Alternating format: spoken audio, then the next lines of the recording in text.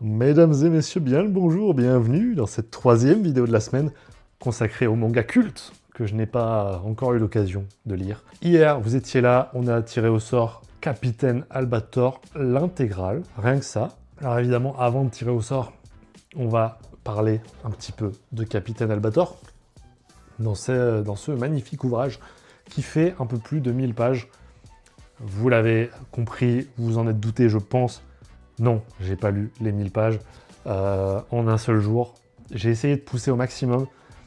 J'ai dépassé un peu l'équivalent du premier volume, qui est à 200 pages et quelques. Moi, je suis allé genre, tu vois, à 240, quelque chose comme ça.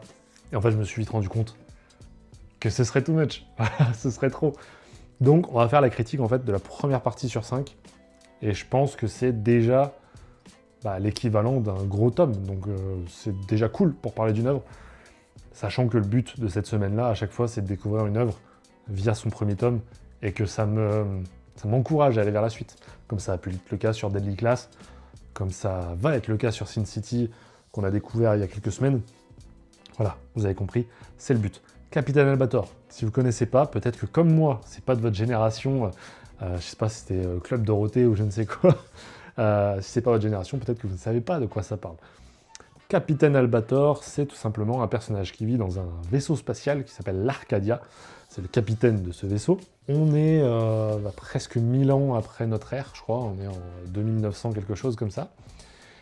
Et l'humanité, sur Terre, elle vit dans une sorte de... Bon, tout le monde se laisse un peu aller. Voilà, il n'y a plus rien d'excitant, c'est... tout le monde est un peu, tu vois... je sais pas comment dire, en fait, c'est des larves, quoi, voilà. Et Capitaine Albator, c'est pas vraiment sa vision de la vie et de l'humanité. Lui, au contraire, il pense qu'il faut, tu vois, vivre, tout simplement. Et donc, c'est un peu la philosophie qu'il va essayer d'avoir. À côté de ça, on va aussi avoir une œuvre bien plus classique qui va nous parler d'une bataille contre une espèce alien qui vient envahir la Terre, qui s'appelle les Sylvidres. À chaque fois que je le dis, j'ai l'impression que je me trompe. Donc peut-être que c'est pas ça. En tout cas, une espèce comme ça, un peu chelou. Bon voilà, grosso modo, pour le pitch de base. Qu'est-ce que j'ai pensé d'Albator? Écoutez, je suis partagé. Je suis partagé. À la fois, il y a des trucs que j'ai vraiment bien aimé dedans. Notamment tout l'aspect philosophique que je m'attendais pas du tout à voir dedans. J'ai l'impression que c'était quelque chose de bien plus moderne, en vérité, dans les mangas. Tu vois, on parle souvent de Vinland, par exemple, qui a fait ce truc de philosophie. Albator le faisait déjà en frontal, quoi.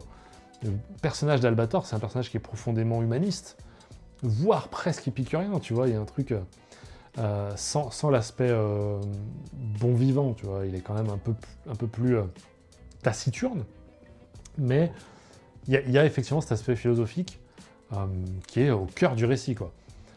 Pour tout ce qui est aspect SF, c'est très classique, voire très daté, mais au niveau des dialogues, il y a un truc presque un peu moderne. La narration, elle est aux fraises pour 2025. Vraiment, tu vois à quel point le 9e art et le manga surtout ont évolué depuis, clairement. Et du coup, ça rend la lecture presque un peu pénible, alors qu'encore une fois, il y a plein de trucs à aller chercher. Donc, pour 10 pages où je bataillais un petit peu, il y en avait une ou deux où vraiment je prenais plaisir, quoi. C'est pour ça que je vous dis, je suis un peu le cul entre deux chaises. Je vais pas le recommander à beaucoup de monde. Je vais pas vous dire que c'est un coup de cœur, voire même que j'ai vraiment apprécié. Mais j'ai pas détesté du tout, quoi. Donc, voilà, on est entre les deux, comme ça. Les dessins, c'est exactement ce que je m'attendais à retrouver. Je vous mettrai quelques planches. Je m'attendais vraiment à retrouver un dessin avec cette vibe-là. C'est pas un dessin qui me dérange du tout, au contraire, c'est un dessin qui me rend très curieux et que j'aime plutôt bien. Voilà, je me mets le nez dans Tezuka par exemple, et je connaissais pas du tout, donc il y a un truc très... Voilà. Cette vibe-là, j'aime beaucoup. Mais bon, voilà. Est-ce que j'irai plus loin dans Capitaine Albator? Non. Voilà, j'irai pas plus loin. Mais je suis content de savoir de quoi ça parle maintenant. Je pourrais en parler un petit peu avec les générations précédentes dont fait partie mon père, par exemple. Mais ouais, c'était un petit plaisir. Voilà. Où est-ce qu'on le place d'ailleurs? Il y a ça, hein. Où est-ce qu'on le place dans le petit classement? On avait mis 5e Bleach. La question c'est, est-ce que j'ai préféré ça à Bleach? Compliqué. Compliqué, je dirais que oui quand même. Et je dirais que oui. Je pense que Bleach, on l'a mis trop haut. Genre 5e, c'est...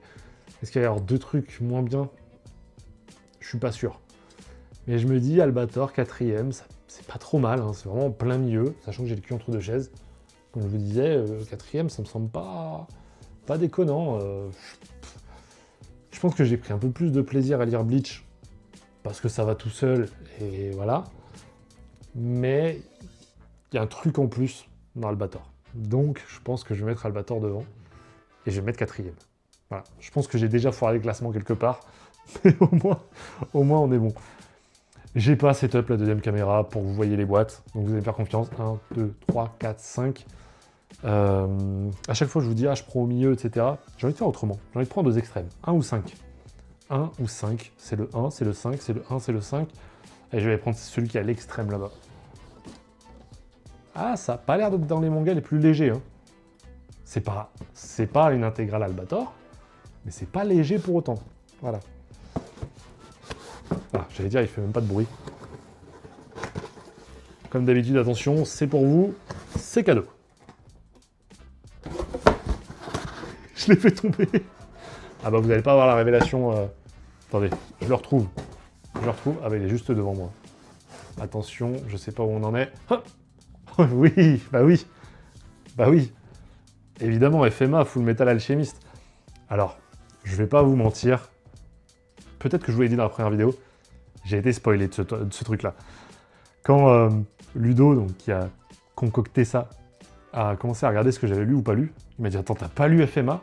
J'ai dit « Bah non, et j'ai même pas vu l'animé. » Et il m'a dit « Bon, bah déjà, il y aura ça. » Je dis « Mais non, mais faut pas me le dire. » Il me dit « Ouais, bah ça, voilà, tu le sauras au moins. » Donc effectivement, je savais qu'il y avait FMA quelque part.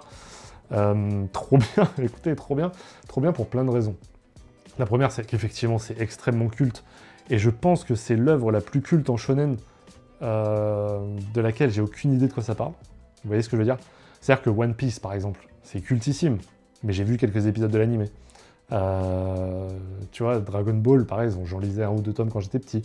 Il y a un truc de... À chaque fois, je sais à peu près ce que c'est.